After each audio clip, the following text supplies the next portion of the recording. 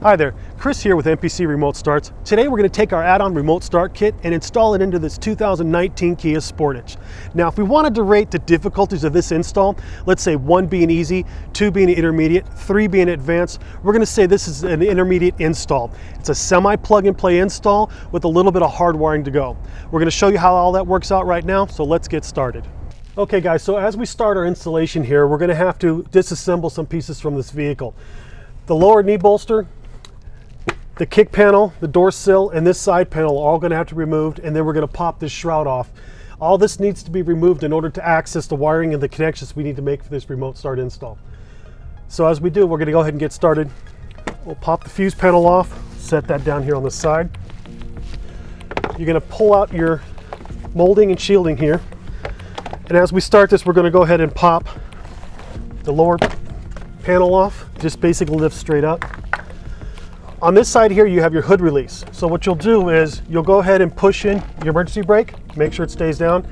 This doesn't screw off, it pops off. So take one of your trusty little pop tools here and pop it off. It'll come straight out. Once that comes out, you'll be able to unclip the kick panel, set that aside.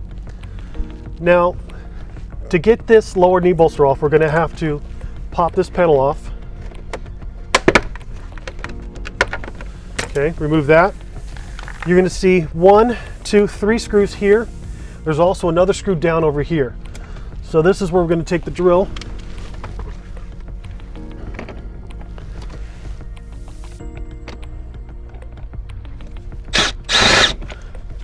Pop that screw off. Pop that one out. That one. And that one. Now once these 3 screws are removed, you should be able to pull the panel.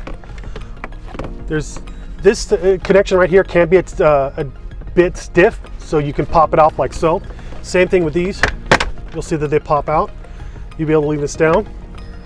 Now if you take your little tool here, we're gonna push in to release the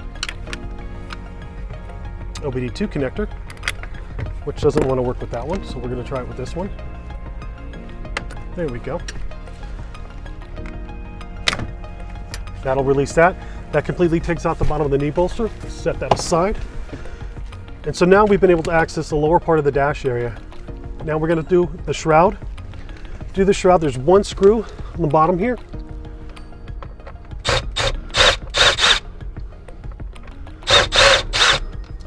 Pops that off. There's 2 more screws that we're going to have to connect to. Once we pop off the top here, you'll be able to access those 2 screws. So remove the top of the bolster here, in this case the shroud. Turning to this side, there's 1 screw here. What we'll do is get in there very quickly. Pull that screw out, turn the wheel to the other side. That'll access this screw on this side.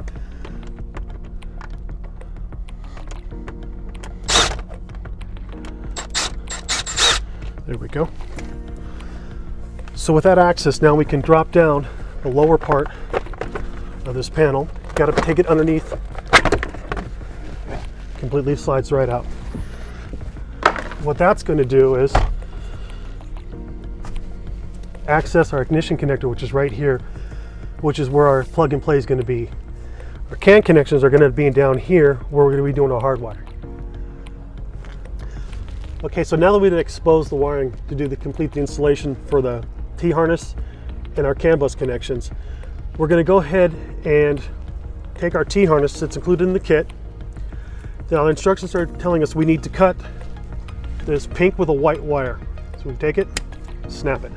Safest thing to do is take your electrical tape.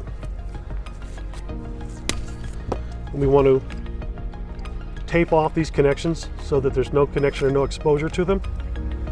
So that one. And this one. That's just for safety precautions. We don't want these bare wires touching anything. keeps everything out of the way. When we complete the install, we'll tuck them up nice and neat. Okay, now that we've done that, we're going to disconnect our main ignition harness, pressing in on this lever, popping it down, releasing it from the connector. Now we have two male and females. We'll plug this end into here.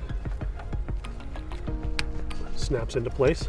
We'll take this end, replace it back into the ignition connector. That's a snap into place, by the way. And that part's connected.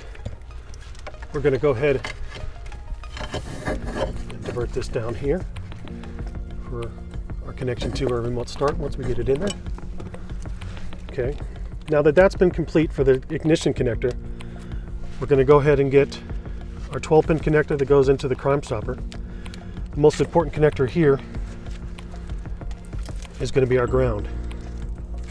So what I've done already is I've located a ground source right here at this bolt.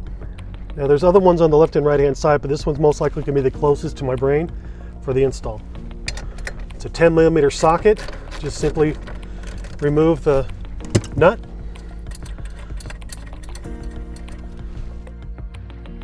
The 12-pin connector that's in your kit, have your loom on it. This has got your ground connection on it.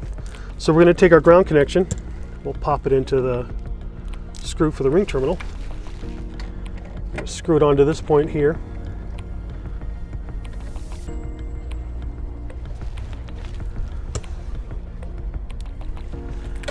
Tighten it back down to a good snug fit. And there. That completes our ground for this connection. Now that we've secured our ground connection to our 12-pin connector for the crime stopper, there's two wires here that are unused. The white parking light wire is not used from the crime stopper, it's controlled from the other module. And our hood pin is not needed for this install as it's done through the data bus. So I'm going to go ahead and take these two wires and cut them short. They're not needed, put them aside. Again, we're going to take our tape and very quickly tape these two wires off, as they will be unused and have no connection. Okay, once we've done that, we're going to go ahead and reroute the 12-pin back down to the bottom here to our T-harness. This completes the T-harness connections that are going to go to the crime stopper install. We're now going to move over to the CAN wire connections and locate our CAN wires and make our CAN connections. Okay, so now that we've made the connections for the ground and our power T-harness connections, we're going to move over to the kick panel and work on our CAN wire connections. This is where with the intermediate part of this installation happens, because these wires have to be tagged and hardwired and tapped into. These connections do not recommend using T-taps. Although T-taps are included with your kit, we do not recommend using them. It's a very sensitive connection and it requires a wire-to-wire loop connection. So first thing we're going to do is access this connector right here. It's the white 68-pin connector that's located in the kick panel. What you'll do is down here is lift up. That will pop the connector loose. Then you can unplug it. It's okay to unplug this connector as long as your key is not in the on position. Nothing will happen to your vehicle. We need to locate 4 wires, and in pins 65 and 66 are going to be our CAN 1, high and low, white and blue. And then in the lower portion of pin 28 and 27, it's going to be a green and an orange. So if you can see that there, they're located right here. That's going to be my CAN 2, high and low. So there's a couple ways to make these connections, just depending on the tools you have. I have a trusty little wire spreader. It helps life, makes things a little bit easier. So if I was to take it, put those wires in between,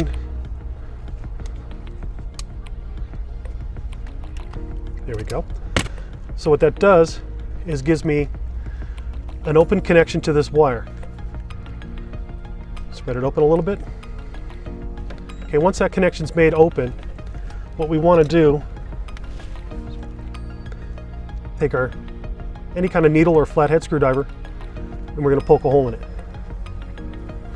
See, so now we have a hole through the wire. And take our white 5-pin CAN bus connector that goes to the Evo module, and it says that the blue wire connects to our gray wire, solid gray. So we're going to locate our solid gray, which is this wire here. Again, we're going to use our trusty little stripper. Strip the end of this wire. We'll twist it some. Not so easy to do with gloves, but there we go. So this is called a hook and loop. We're basically going to thread this wire through here. Once it's threaded through, all you have to do is twist the wire directly onto that location. So it's basically a wire to wire.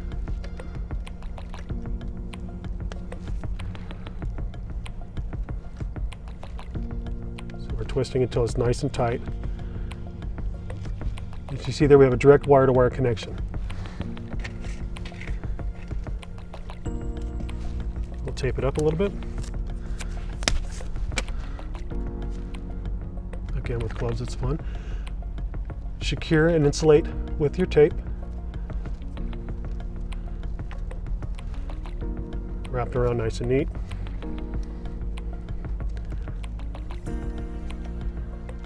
Now, what I like to do to help keep this connection secure and tight is take a small zip tie, take it over the connection,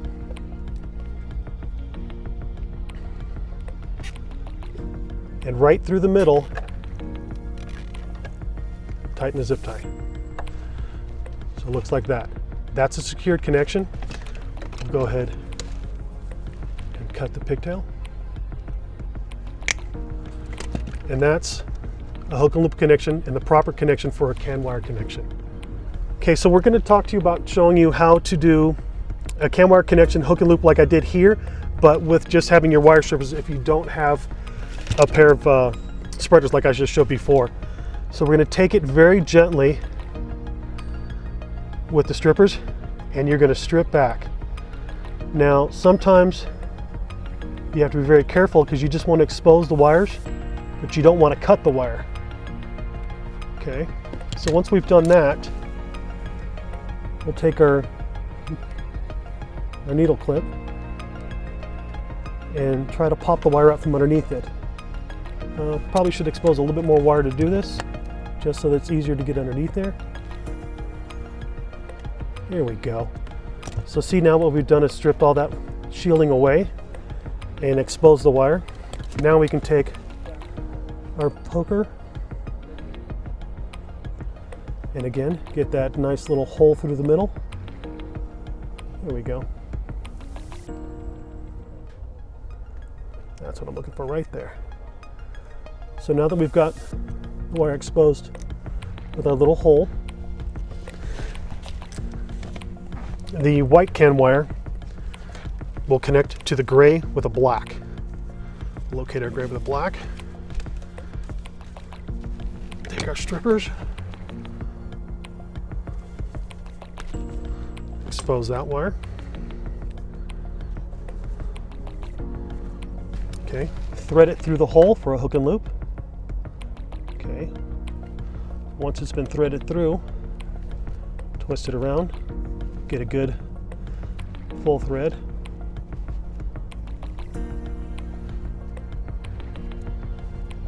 Okay, we'll pop away this excess shielding right there. So as you see, we have a good twist in through the hoop, so that's a direct connection. Again, we're going to take our electrical tape, shield this open connection.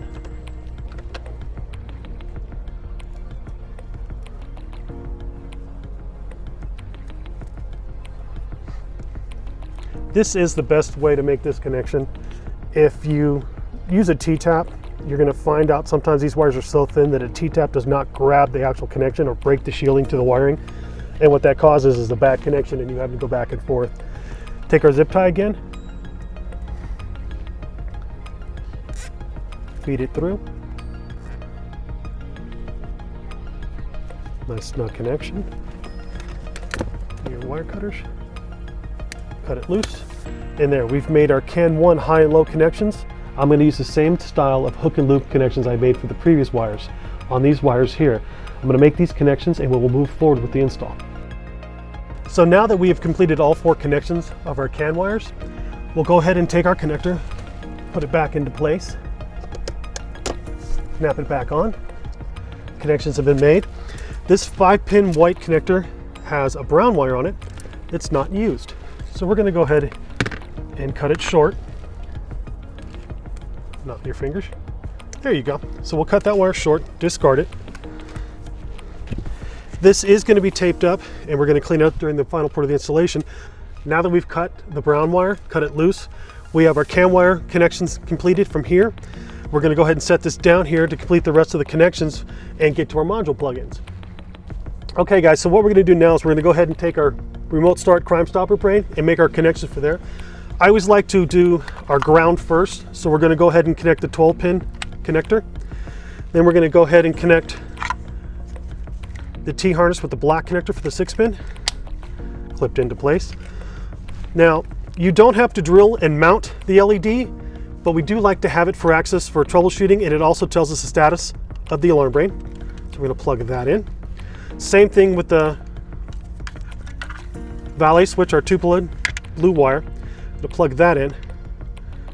That is necessary to use for either in or out of valet, programming, and programming your remote controls. It's always good to have these because in a later time frame, you don't have access or you accidentally go into remote valet.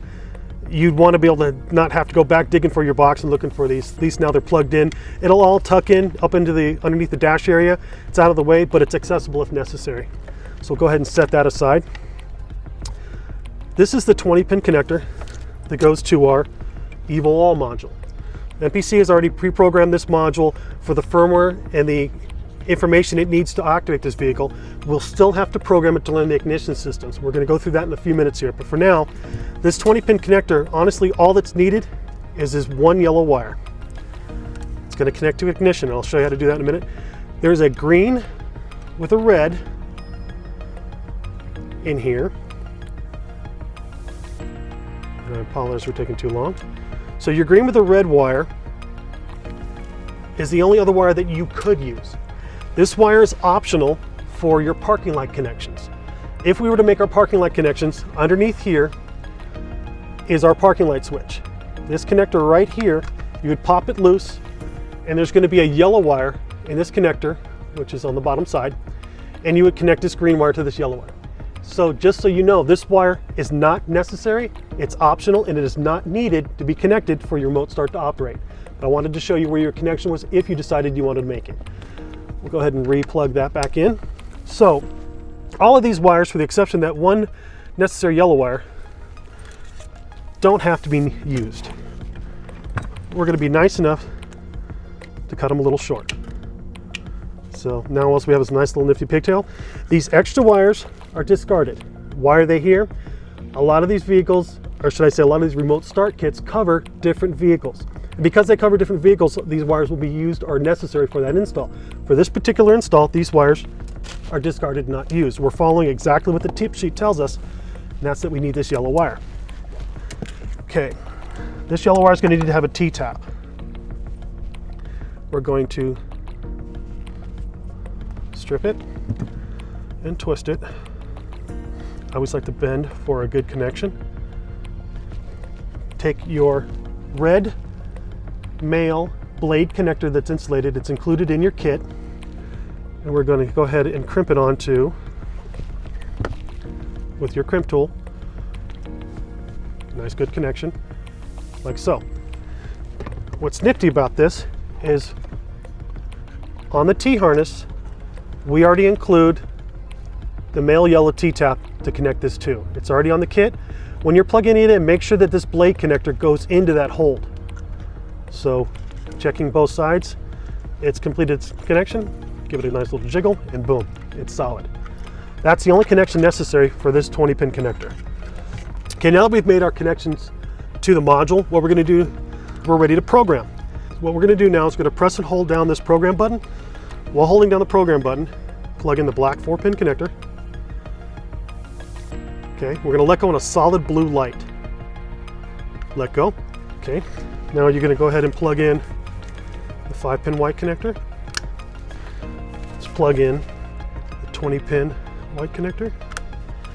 You're going to take the ignition key, put it into the ignition, turn the key to the on position. Blue light will turn off. and blue flashing light. Turn the ignition key to the off position, pull it out. Your programming is complete. Okay, so now what we're going to do now, guys, is we're going to go ahead and do a test start with our lock button from the factory transmitter 3 times. 1, 2, 3. Ignitions are coming on. Remote start's been activated. Powering up. Vehicle starts. Now, once we've had everything completely programmed and setting it to go, and we've done our test start, I always like to just put the key in the ignition, turn the ignition to the on position, and start the vehicle. What this is for is just basically to make sure that all my connections are good, nothing's changed in the vehicle, and the car operates normally. You notice that there's a yellow light here on the module. That's okay, it's supposed to be there. What that yellow light means is that the vehicle's ignition is being read through the system. So when you see that light, it means it's a good system.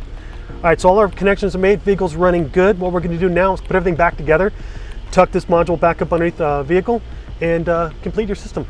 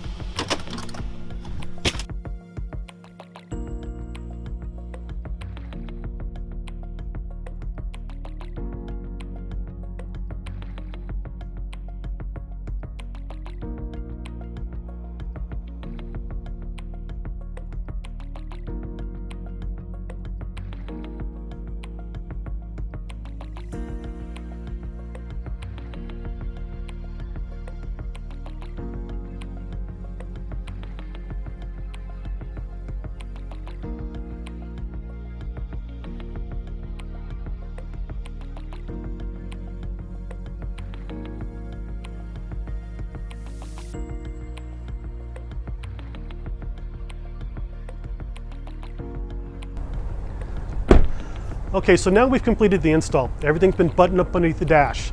We're gonna go ahead and do a test start.